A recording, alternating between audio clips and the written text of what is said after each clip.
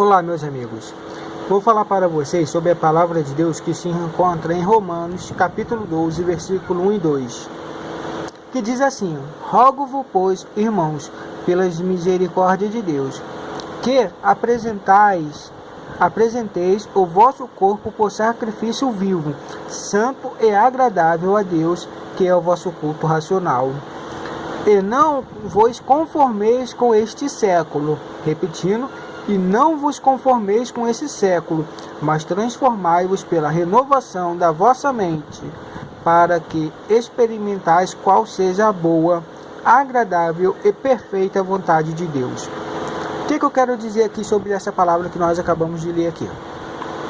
Hoje em dia, infelizmente, muitos falsos pastores, fingindo ser ovelha, fingindo ser pastor, estão sendo lobo devorador, devorando a salvação de muitos. Por quê? Porque estão pregando um evangelho falso, um evangelho de renovação para o século 21, a qual a palavra de Deus já nos avisou aqui onde nós lemos, que não devemos nos conformar com esse século, mas eles estão querendo pregar um evangelho falso, um evangelho que fala que todo o caminho leva para Deus, sendo que a palavra do Senhor Jesus Cristo diz que ninguém vem ao Pai se não for por mim. E isso é o próprio Senhor Jesus Cristo que afirma.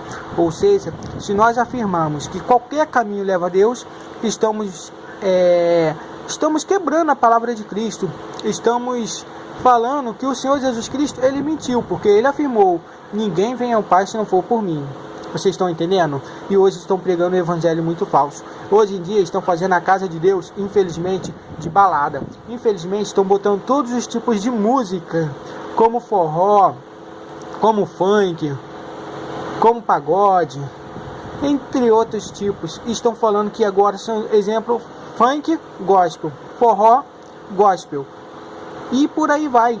Estão tentando tirar a palavra de Deus que nós devemos viver. Nós não devemos nos atualizar, falo para quem é da igreja, nós não devemos nos atualizar para o século 21, crente moderno, não. Nós devemos viver segundo o costume que o Senhor Jesus Cristo deixou na Bíblia, cerca de 2000 anos atrás, quando ele veio à Terra.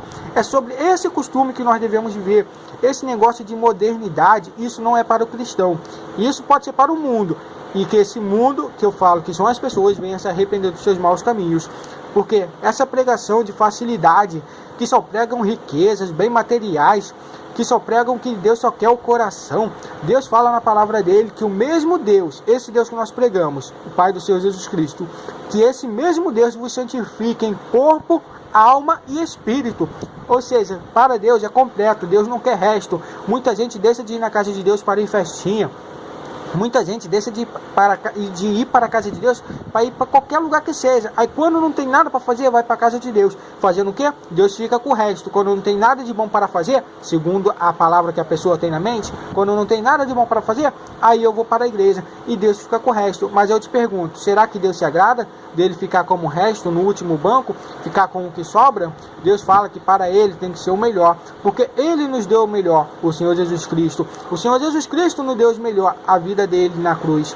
Ou seja, aquele que diz que é cristão, tome cuidado com essas igrejas modernas que pregam facilidade. Hoje em dia tenho visto muitos escândalos em cima do altar, pessoas que volta, zira, pula, mas infelizmente não no espírito, estão pulando na carne. E para quem acha que não tem como profetizar ou falar e zirar em espírito, na carne, como se estivesse no espírito, Saul, depois que ele já tinha sido rejeitado por Deus, depois que Deus já tinha falado para Samuel, rejeitei a Saul, ele, no momento que ele estava perto dos profetas, ele também profetizou. E aqueles que viram falou: Saul também está entre os profetas, mas não, Deus já tinha até rejeitado Saul. Ou seja, naquele momento ali, ele estava rodando, estava pulando, mas será que estava agradando a Deus? Samuel tentou interceder por Saul, mas Deus falou: não fale mais nisso. Não vê você que eu já rejeitei a Saul pelo pecado dele? Ou seja, tem que ter cuidado com aquele que a gente vê falando em língua estranha, rodeando, sapateando, girando, pulando. Pode estar fazendo isso em espírito? Pode, mas também pode estar fazendo na carne.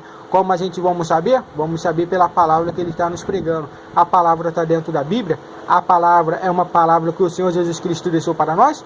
Ou é uma palavra segundo a modernização do homem no século 21, falando somente o seu próprio interesse? A Bíblia nos fala que viriam muitos e já estão aí.